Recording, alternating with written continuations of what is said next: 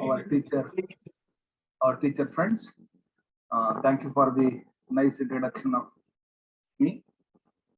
Dear participants, today, as I have been requested by the authority, I am going to discuss with you in first session how to write research paper and where we can publish and how to publish it. In the second session, I'm going to discuss about the development and inequality, which is the current debate at national level, at the international level. So that I have chosen these two topics, which is, I think, relevant for the beginners. So, as I have understood from the authority that most of you have newly joined for the service, and this orientation on the faculty improvement program should make you strengthen and skill to engage actively both in teaching as well as in research. Whatever you learn from this faculty improvement program could help you in betterment of your teaching. At the same time, it is equally important to publish research articles in reputed journals. Not only in reputed journals, it is mandated that you need to publish your articles in UGC care list. So that's very, very important. Having that in mind, for the first session, I have chosen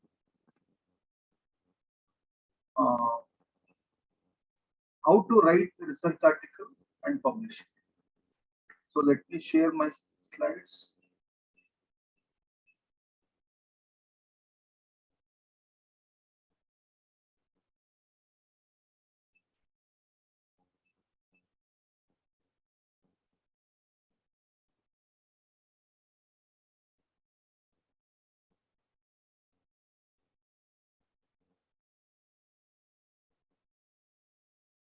Can you visible this?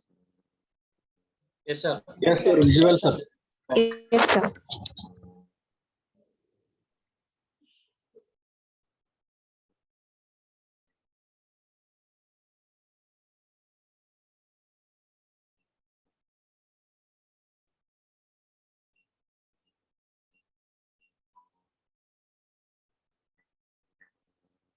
Now? Yes, sir. It is clear. It is visible. Sir, there give the slideshow, sir, so that it can clearly visible. Yeah, that's what I'm giving. I'm not. Press F5. Press F5. F5. F5, sir. Yes, yes. But it come. Then I go to. Not yet, sir. Yeah, just a minute. Then I go on share. Okay.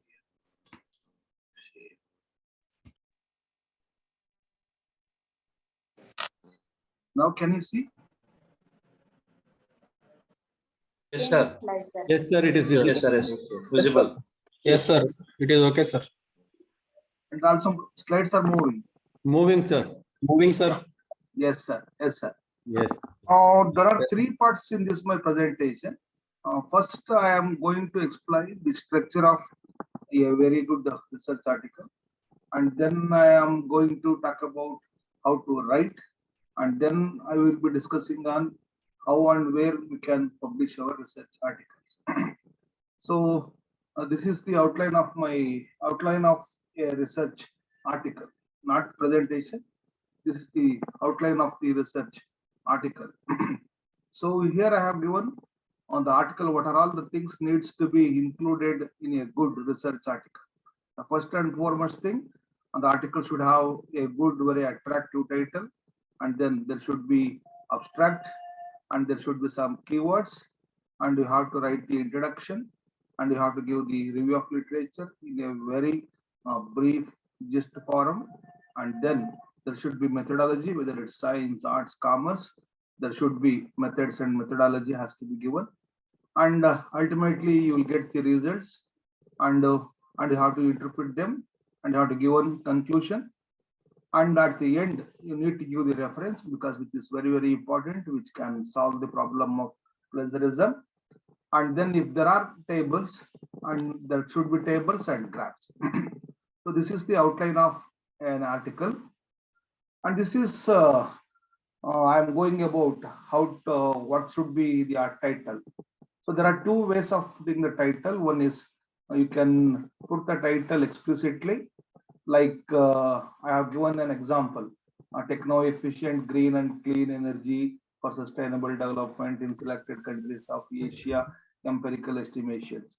Just by reading what the complete paper is, you can understand. So you have a subject matter here, and you have the where the area of scope of the research area, and you also know what are the countries that you are considering, and what are the methods that you are using. Everything is completely explicitly you can understand just by reading the title. So this is one pattern of giving titles. So in most of the science and humanities, social sciences, we give these kind of the titles. So we explicitly present the titles. In most of the science cases, they write the complete narration of their work.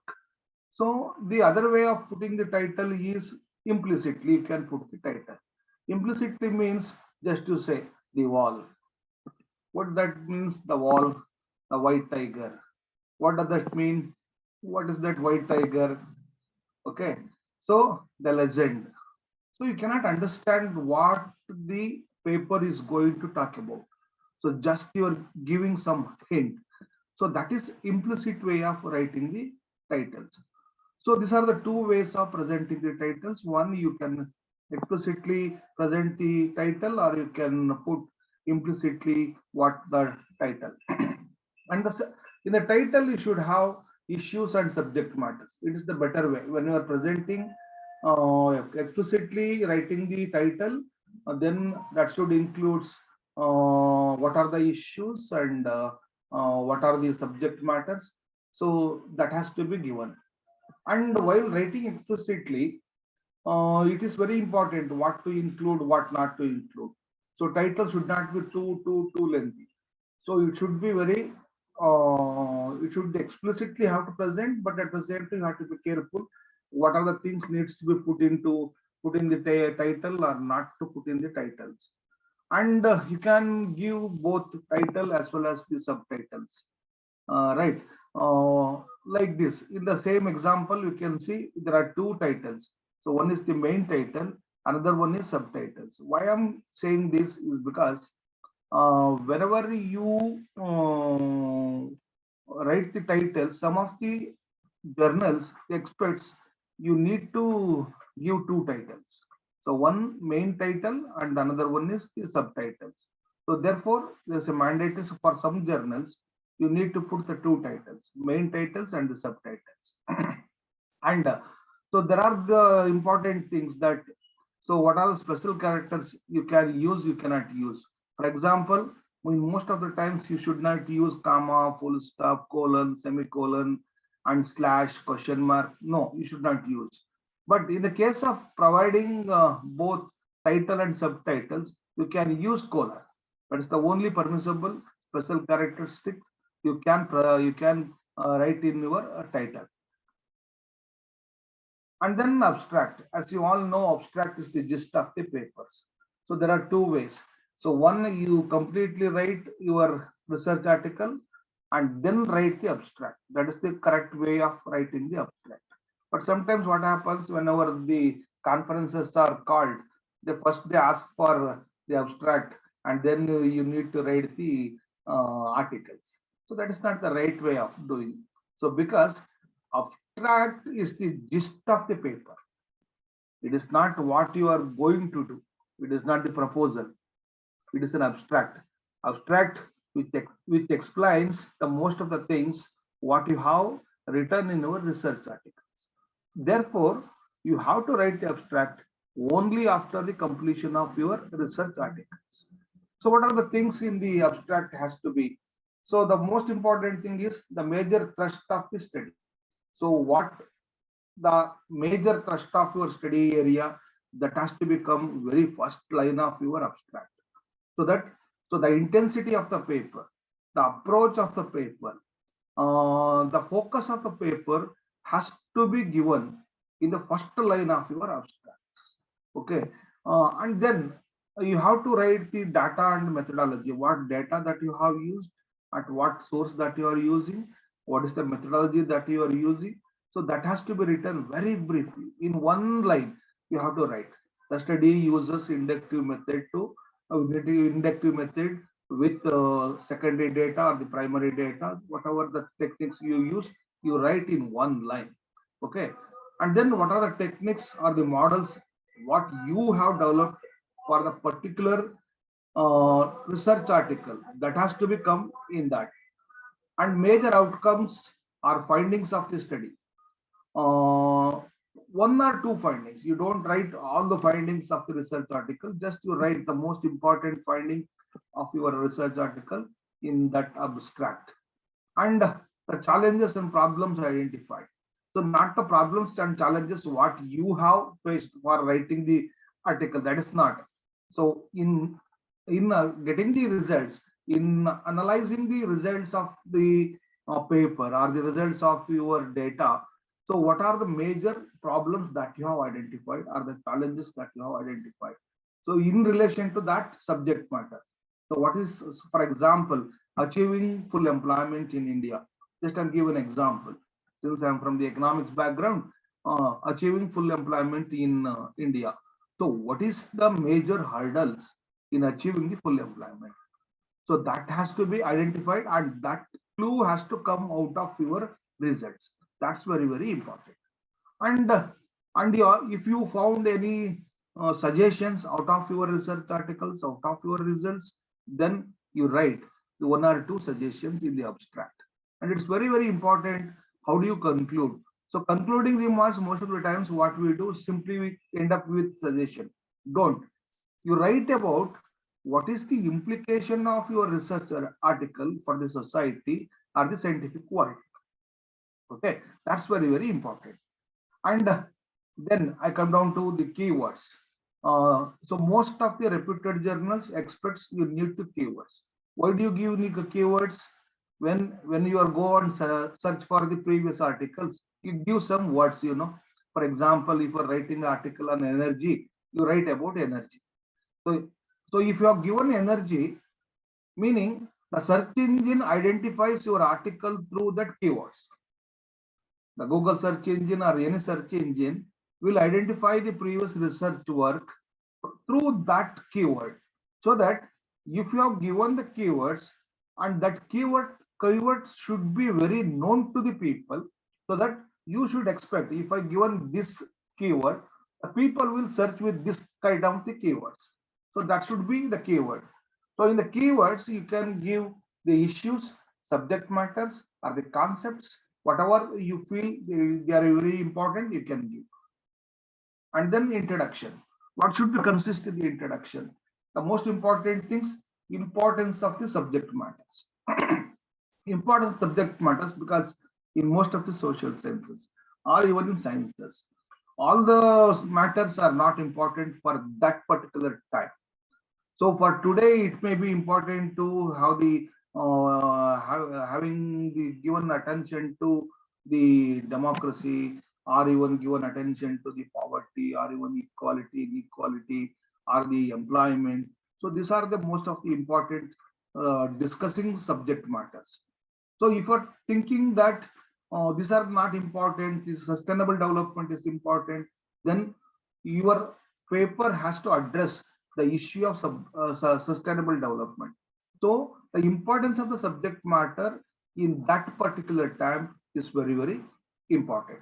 So and then talk about the status of the subject matters. So whenever we write an articles, we need to explain what is the status. As and today, India is having the per capita income of 1,56,000 with the inequality of 90,000, and there are people having income of 80% with only 5% of the people. Like that, you need to explain, very briefly need to explain the status of the subject matters. So that will set the stage for writing your research articles. So even in your science, you talk about what are the things has happened up to that level. So and then you proceed to the next level of research. So therefore, it is very, very important to explain the status of the subject matter. And then it is also important the participants has enabled closed captions. No, I don't. So, and you have to write about the issues in the topic. So you have to explain the status. Within that, what is the very staggering issue for that particular time. So what is the major issues that you have to write?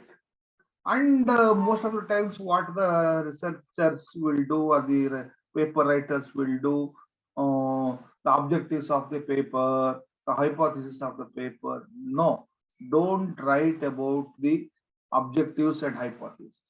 You need to write the objectives and hypotheses, not explicitly. You have to write very implicitly. So the study intends to examine so and so. You can write the study is going to prove so and so hypothesis, so that don't explicitly write the objectives of the study or the hypothesis of the study. Don't write like that. So just write implicitly what are the objectives of your research article and what the paper is going to prove or disprove. So that has to be written very implicitly. And then the rationale and need of the present study. So there are many studies going on, or there are many studies already done. What is the speciality of your research article? Why it is very, very important in a contemporary situation?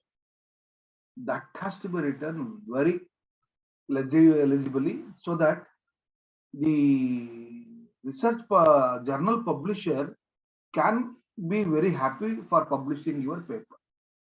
So, and at the same time, you also write the implications or the applications of your research work. So you have done something. So out of that research article, so what are the help that the society can get, the scientific world that can get? So that has to be written.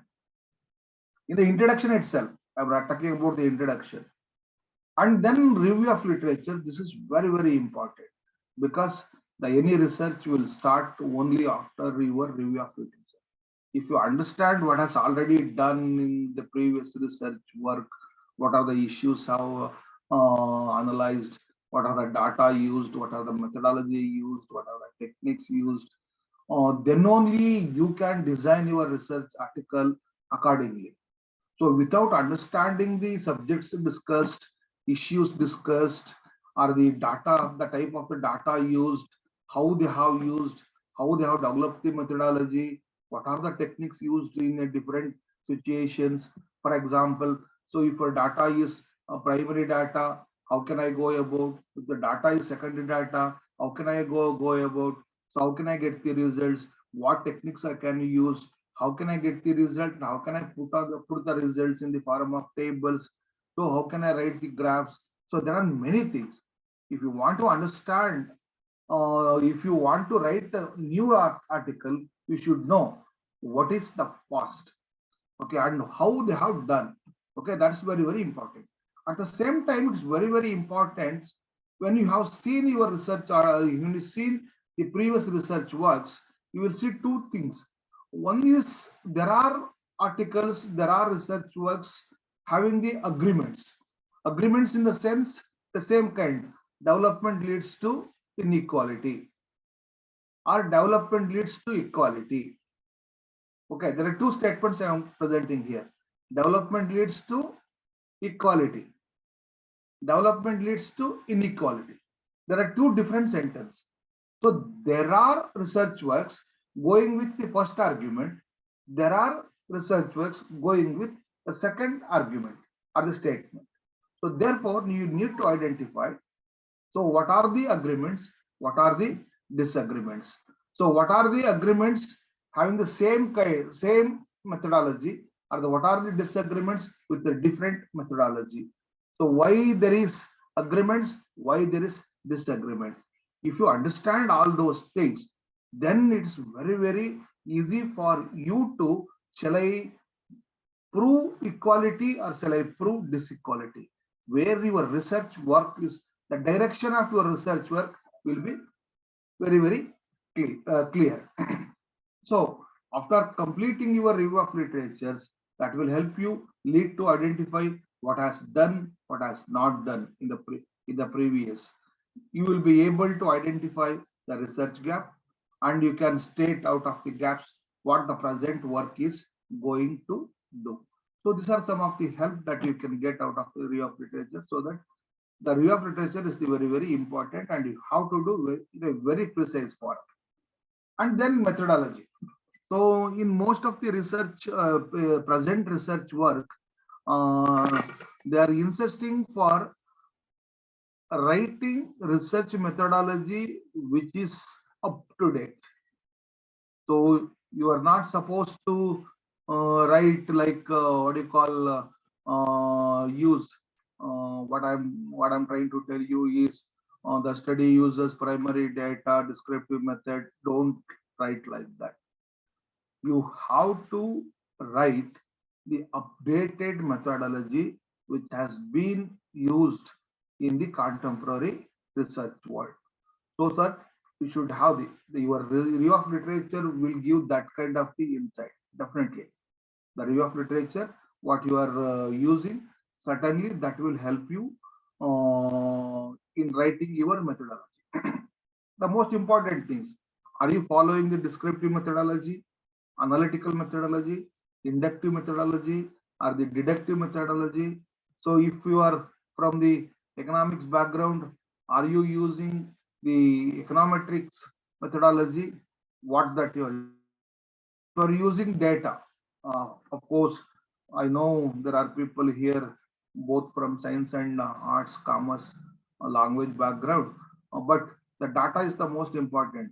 Because why the data is most important? It's because without understanding the data, you cannot use any techniques. That's very, very important. So if you know the data, then only it's possible for you to design your techniques, design your model, and you can get the appropriate results. Otherwise, it is false. The results will give you the false informations or the false arguments. So therefore, you should know if your data is nominal, your techniques are different, your analysis are different. If your data is ordinal, techniques are different and analysis are different, like that interval ratio scale. So the ratio scale is the highest order, higher measurement scale data. Nominal is the lowest measurement scale data. You should know all those things. And the form of data, are you getting the data? If the data is secondary data, sorry, if your data is secondary data, is it a time series data, cross-section data, pooled data? That information you have to have.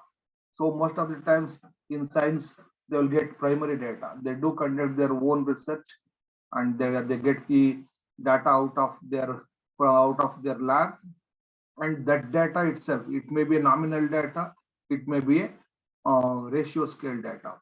Nominal data like just yes, no, that kind of data. Ratio scale will get some measurements, 2.3, 2.6, 2.7, so like that. So once you get that data, that kind of the number data, that's the ratio scale.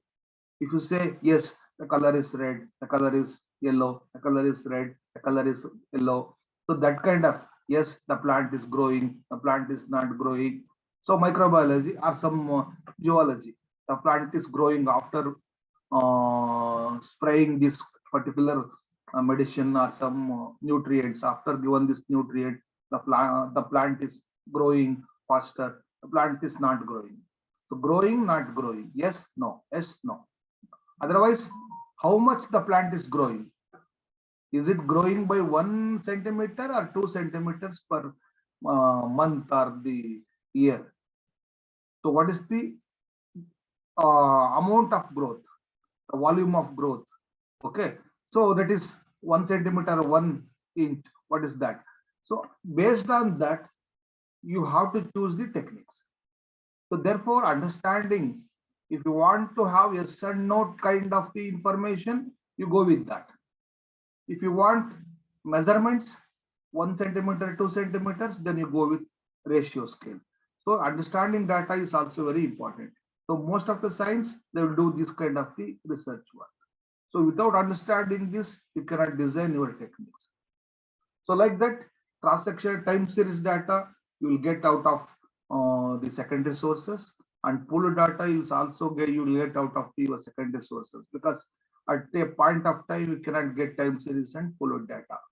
And then the sources and origin of data, and then period and place, what parametric techniques are using or the non-parametric techniques are using, and everything has to be written. If you have developed any specific model, that has to be written in the methodology. I'm talking about what the methodology should consist. It should be half a page in a research article, but all these things should be incorporated. Yeah. So as I've already told, if you are using descriptive analysis, the descriptive analysis will present status of phenomena, and you're going to explain what is what. And most of the descriptive statistics are mean, deviation, correlation, index, even simple regression. So these are the things. And then if you are using analytical analysis, so analytical analysis is very, very important. If you want your paper to be get published, better you always use analytical analysis, right? Analytical analysis, because analytical analysis will give the tested proof for what are all the arguments that you are going to make in your research article. That's very important. The research or the research article is intent to prove something. Otherwise, you are not writing. Simply explaining in Mysore Dasara will took place every year. No. So you are going to prove this year Dasara is more attractive than the previous Dasara because of these and these reasons. Okay. If you are writing something like that, then you have to have a tested proof for your arguments. And that comes under only analytical analysis.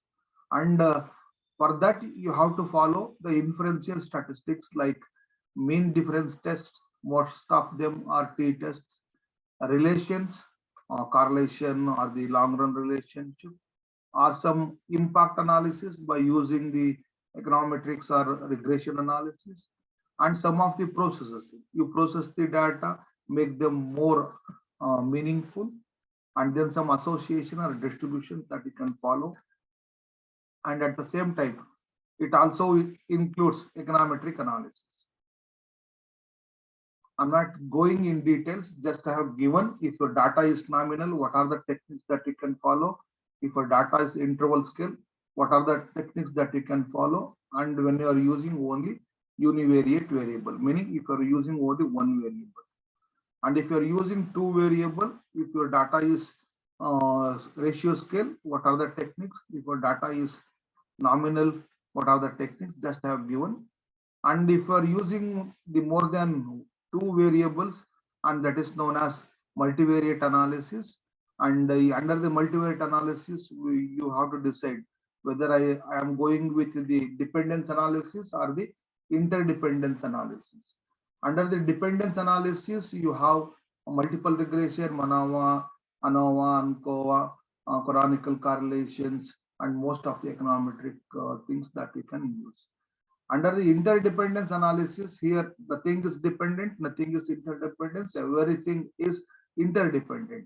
So that is the situation, and you are having more than two variables, then you can go with cluster analysis, factor analysis. So like that you can go. And based on whether the variables are dependent or independent, if you say the variables are dependent, then you have to go with dependence analysis. If you say no, the variables are not dependent one on another, so then if your answer is no, then you go with interdependence. And while using the analytical method, when you are following the inferential statistics, when you're using inferential statistics, we have to have the knowledge about the distributions.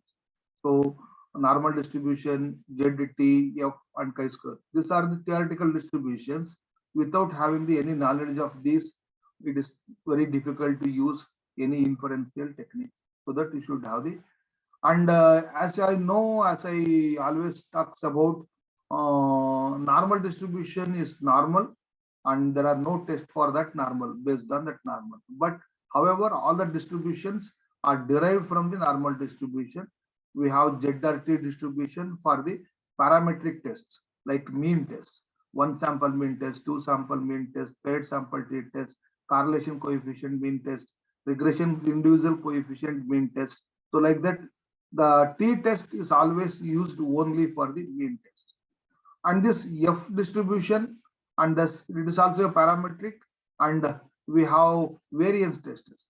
F distribution is designed for the variance test, two sample variance test, and at the same time ANOVA test for the comparison of mean of more than two groups, and at the same time overall significance of the independent variables used in the multiple regression analysis. So these are the three cases where you can use F distribution.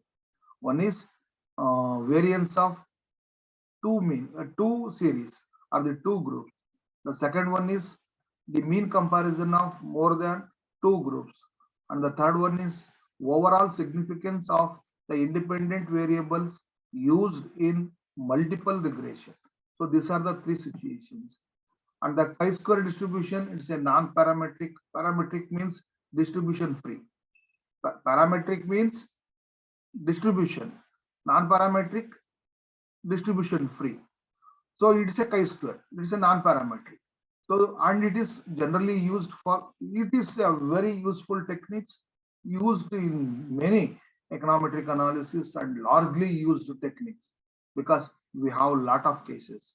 So how many have been satisfied with this class or not? Even for testing that we use chi-square. So are you happy about the course, this course conducted in Mysore or not? So you can use chi-square test.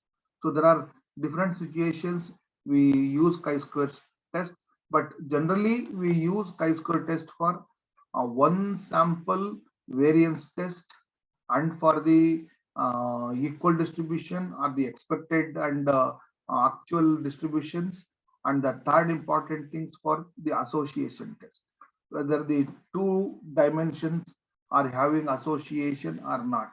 For example, whether the gender of the students is depending upon their the marks of the students is depending upon their gender or the reason or the type of the school. So these are the some of the things which you always worried about. So for that, you will get the answers through chi-square distribution test, and that is known as the chi-square association test or the dependence test. Just I have given briefly, I have explained these things because I don't want to go in details, because my objective is to explain how to write the paper. Just for your information I have given. And always people ask me about, sir, what should be the sample size given for the research article? Whether it is a research article or it is a PhD research work or it is a institutional work, the formula is the same. This is the formula we generally use. By using this formula, the sample size will be 384. The sample size will be 384.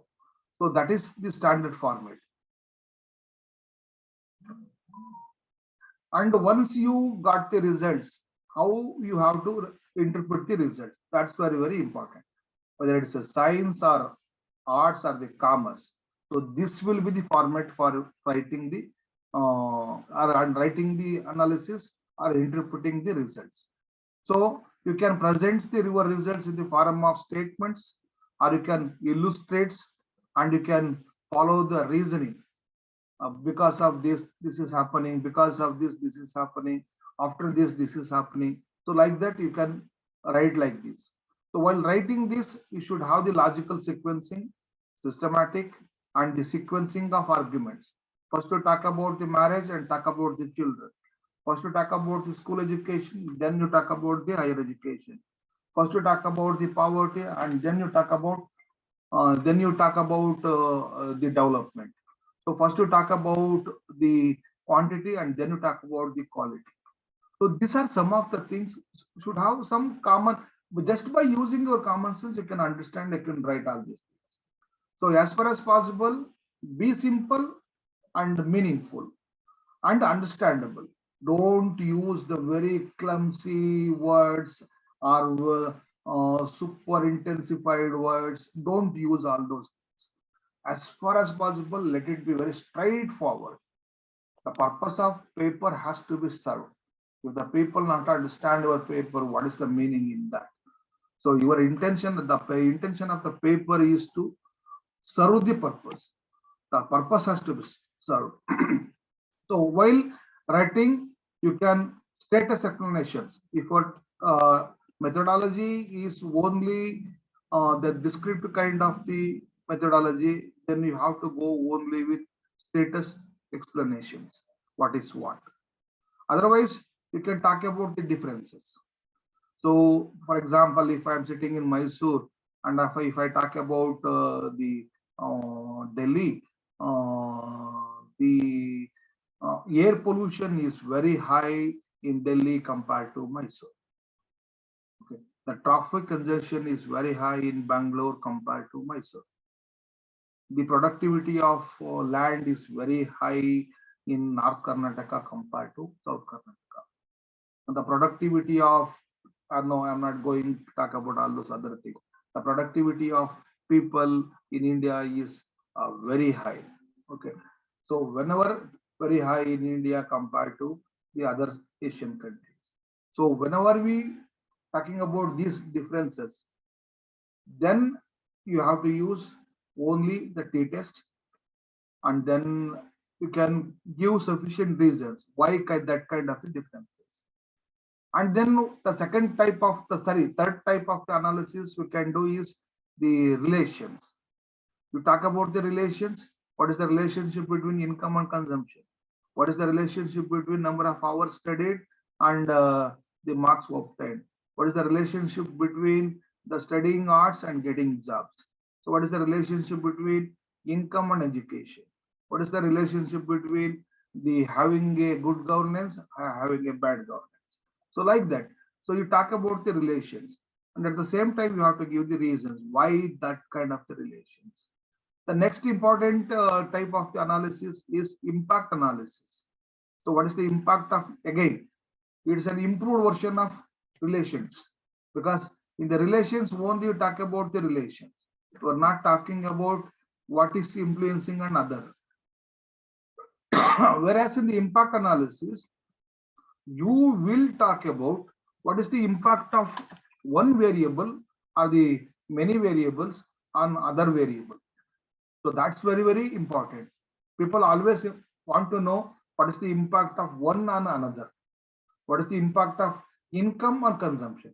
What is the income on the education? What is the income of course on job? What is the impact of the course on the salary?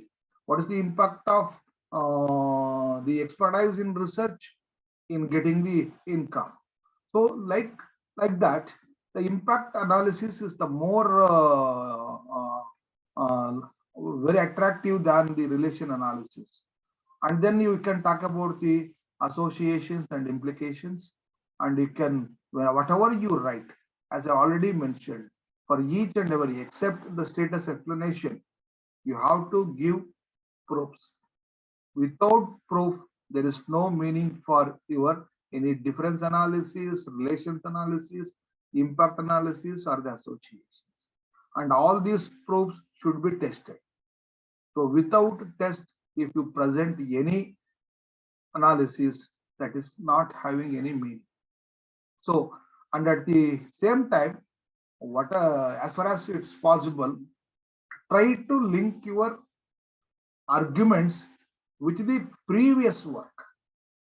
Okay, so and so has proved this, the present studies also prove the same thing, so that your study will be validated. so that your studies are also on the same line.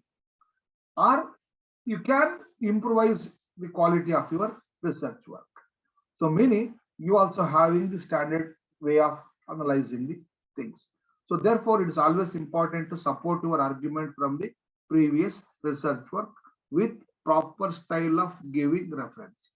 I'm telling you, by giving reference with proper style, because if it is a science, reference giving is different. If it is an arts, reference giving is different. If it is a language, reference giving is different. The different journals follow the different type of reference styles. That's also very important. Reference is different, footnote is different, coding is different. So you have to be aware about all those things. And then at the end, you have to give the conclusion for your research article. So first and foremost things, you have to state what you have done in the article. The first line, the present article has discussed so and so.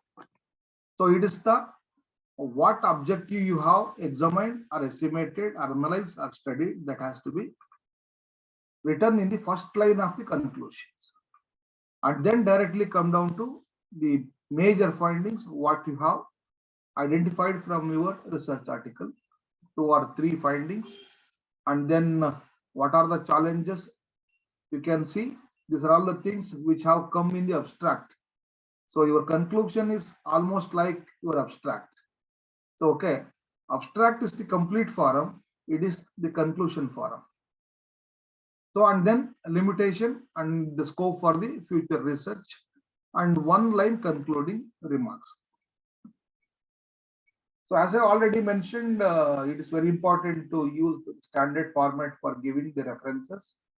You can use APA style, MLA style, Chicago, Harvard, or you can follow the Mandya, because Mandya is online reference giving.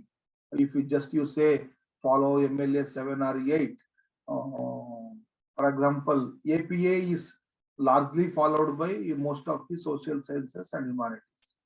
MLA, it is language literature. Chicago, Harvard, they are followed by the science people. And Mandya, it's an online form of giving reference. And then you can also give manually, you can give reference, but most of the times, because of it's a human tendency, human errors are there. You do mistakes. While giving comma, we can give full stop. While giving semicolon, we may give colon. While writing in italic, we may write in general normal form. While putting some slash, may not be give the slash.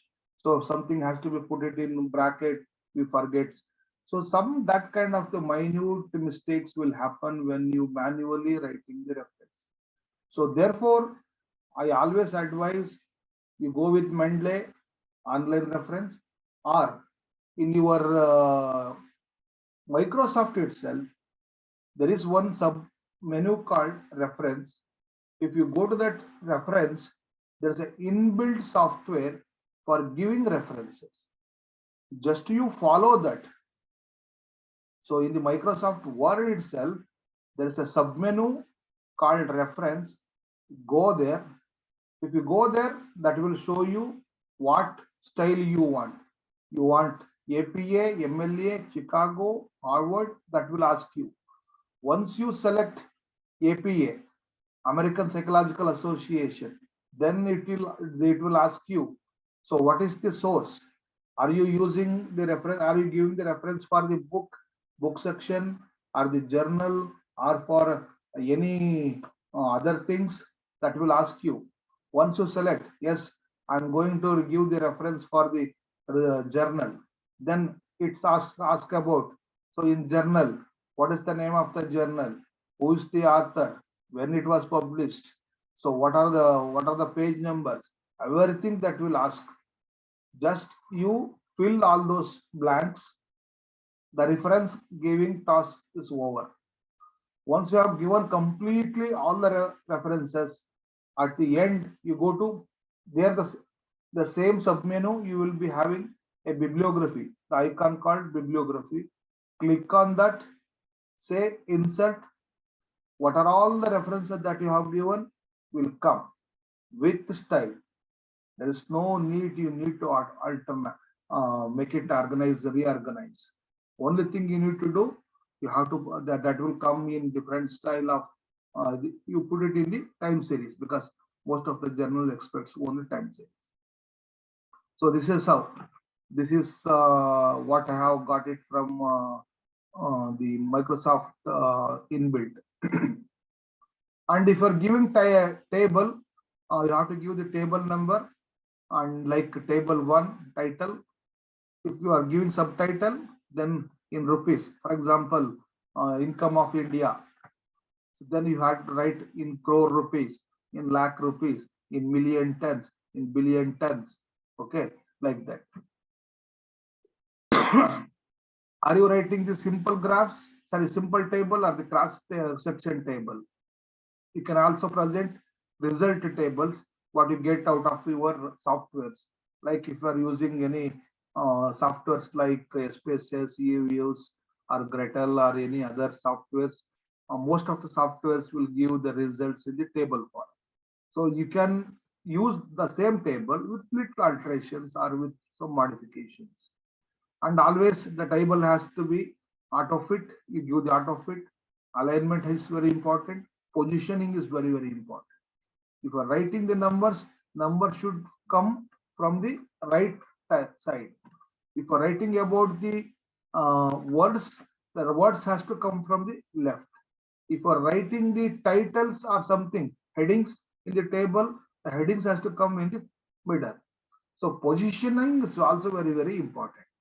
And the most of the time the table has to come in the center. And at the bottom of the table, don't forget to give the source of the data or the source of the table. That's also very, very important.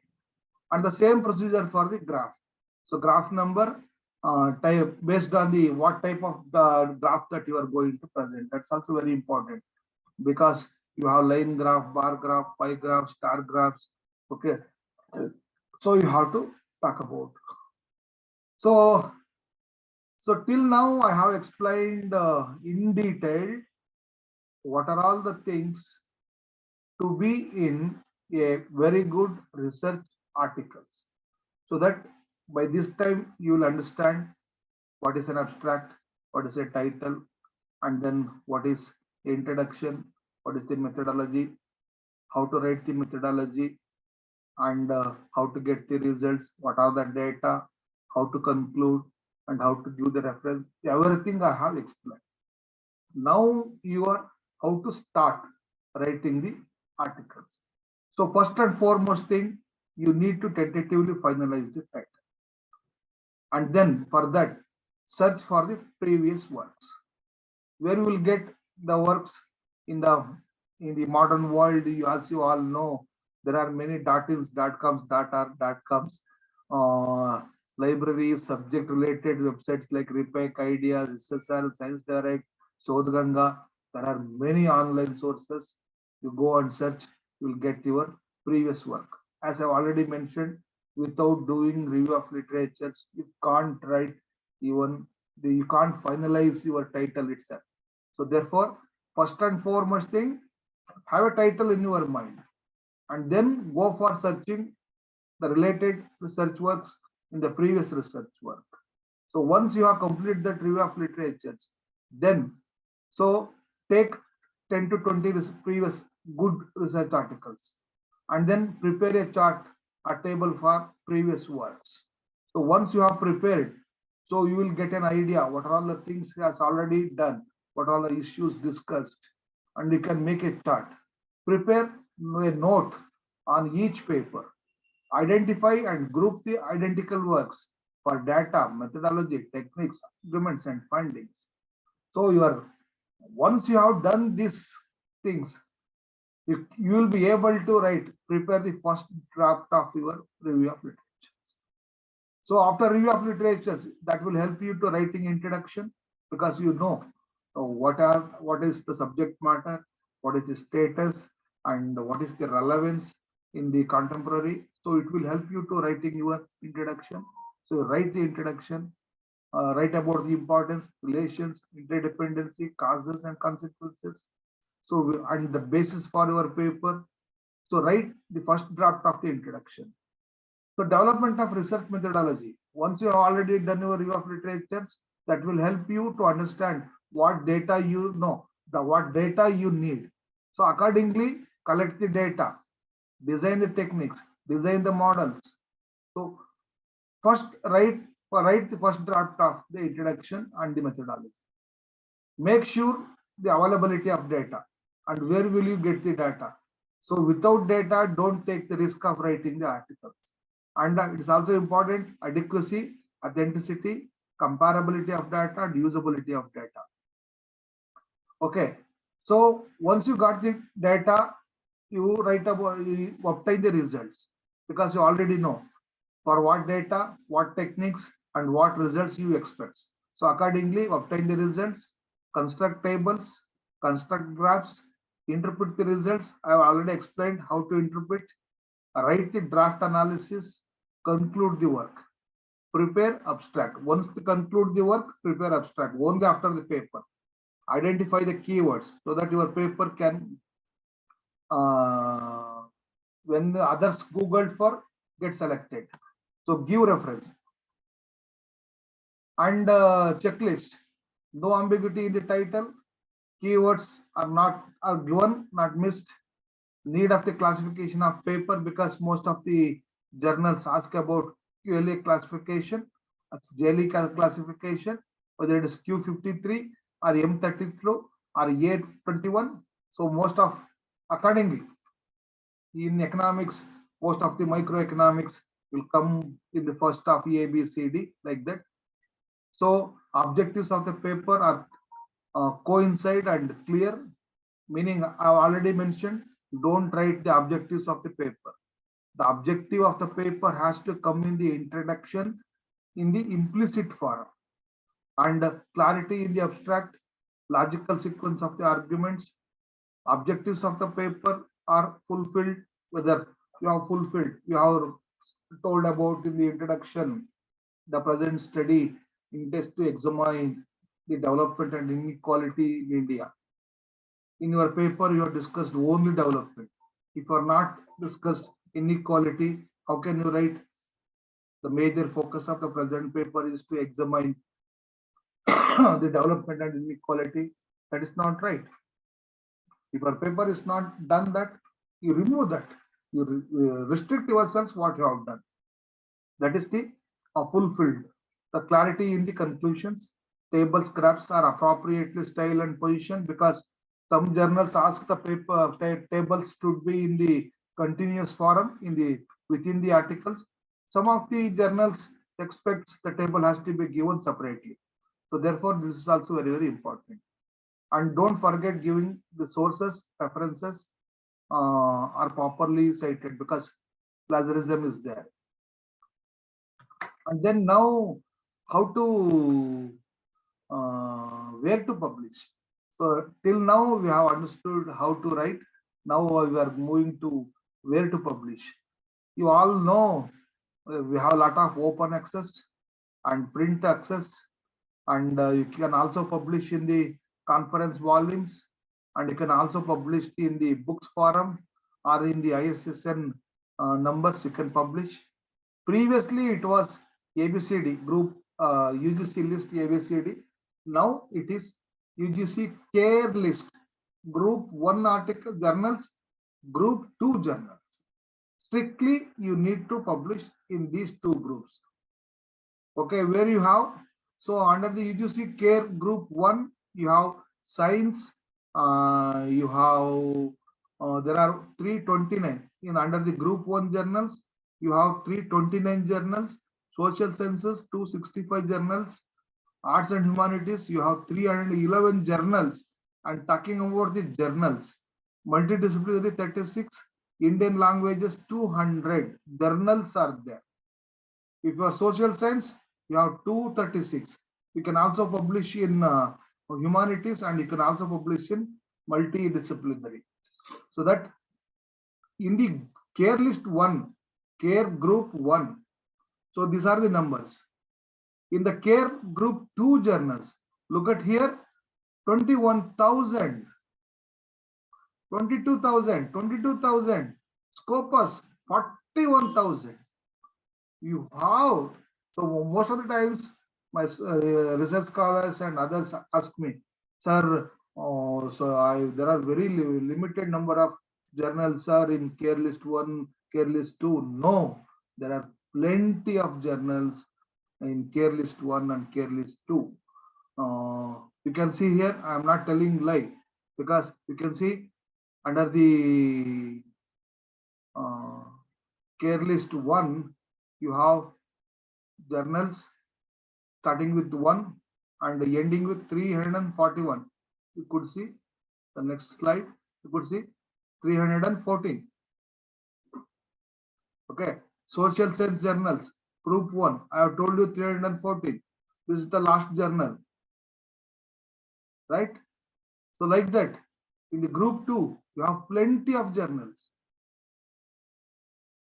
But sir, how can we go? It's very simple. Go and register yourself in the UGC website.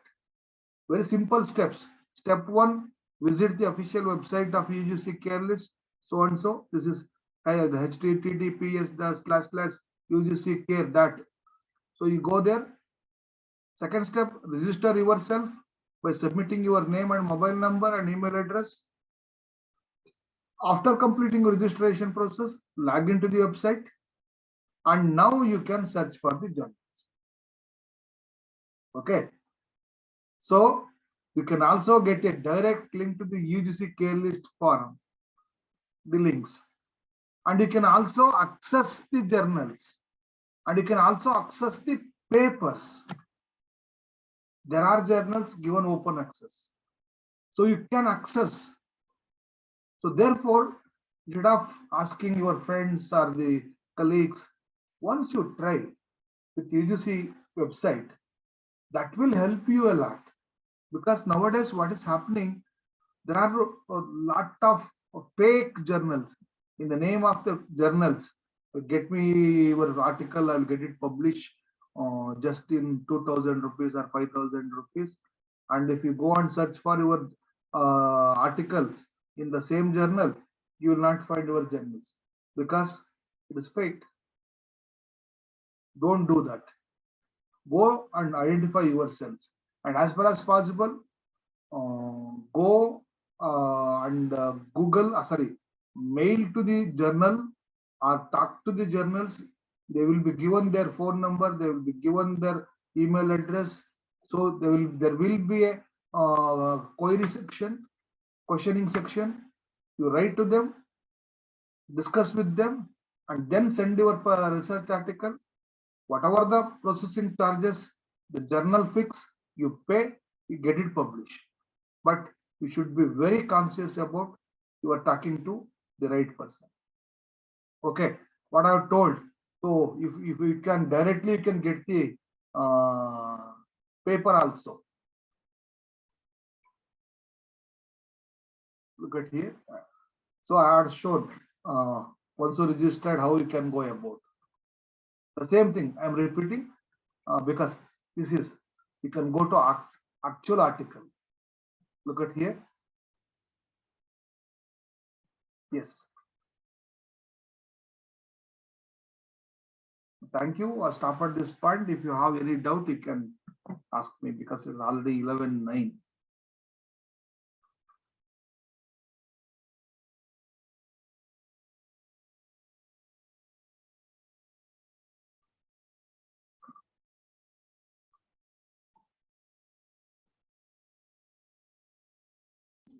Thank you, sir. Thank you, sir, for your presentation. Yes, sir.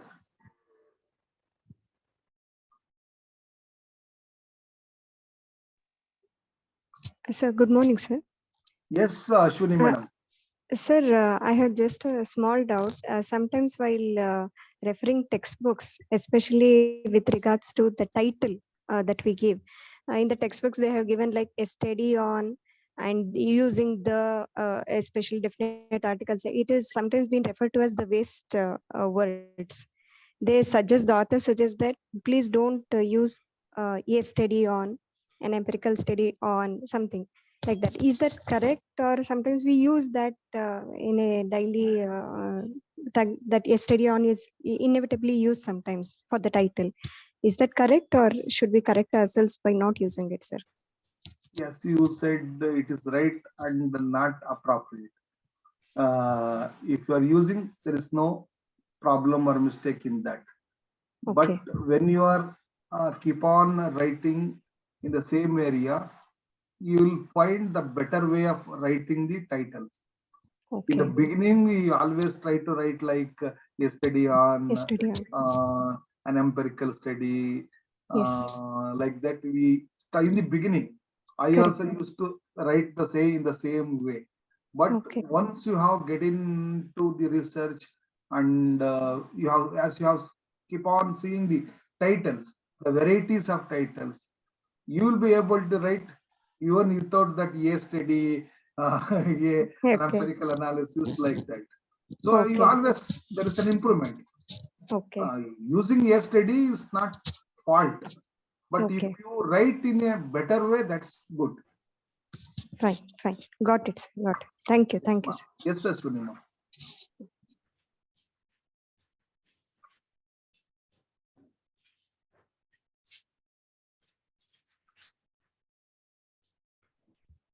Good morning, sir. My name is Dr. Shreyas Krishna. I have one doubt Yes, sir. regarding reliability test and validity test of the article as well as the research work. So, is it a Carbonge alpha test is required for even at the time of preparation of articles? Is it required or not required?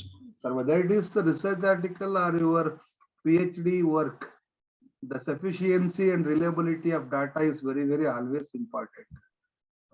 Cronbach alpha, it is only for testing the scale you have used for collecting the information, not for the reliability of your research article. The reliability of your research article, it is only from plagiarism test. Cronbach alpha, it's only for testing the scale that you have used in collecting the information. So whether the data you have collected, if it is sufficient, always sometimes they say if the Cronbach alpha is 0.7 and above on the scale that you have used, Likert scale, particularly Likert scale, Yes, yes. that is right or wrong, just to make ensure that it is not the sufficiency of data, it is only the appropriate scale, whether you have used or not. Okay, thank you, sir. Yes, Shreyas, sir. Good morning, sir. I'm sure. Good morning, sir. Sir, how do we interpret in terms of the numerical values? How do we interpret the skewness and kurtosis? Because they are the two Yes. tests for normality. Yes. Now, what are the admissible limits? I mean, the range of skewness and kurtosis. Sir, what is your discipline, sir? Commerce, sir. Commerce. Why do you use this skewness and kurtosis? Sir, to verify the normality of the data which we have collected. That's the old Whether it method, is sir. skewed data or not Using data. skewness and kurtosis. This is the old method. +3, -3, skewness, Yes. kurtosis, +2, +2. They're all the old style, and it also depends upon the number of observations that you are using, number of data points that you are using. Don't go for using skewness and kurtosis, sir. Use JB test, Jarko-Bera test, whether your data is following normality or not. That's your question. Am I right, sir? Sir, correct. Yeah. Whether your data right. is following normality Or not. normal or not. That's the thing you want. So Yes, sir. particularly for the cross-section data, we go with normality test, sir. Correct, sir. Particularly for the cross-section data, not for the time series data. For the time series data, we go for stationarity test. So for the cross-section data, we need to ensure that the data is following normal. Only then the test, whatever the test you use, they're appropriate. So for that, you use JB test, sir, Jarko-Bera test. In all standard softwares, you will get that test, JB test, normality test or the JB test. There are many other tests also, sir. You go with JB test, Charcot-Marie test, sir. Fine, sir. Fine. Yes, sir. Thank you, Prasad, sir. Thanks, sir.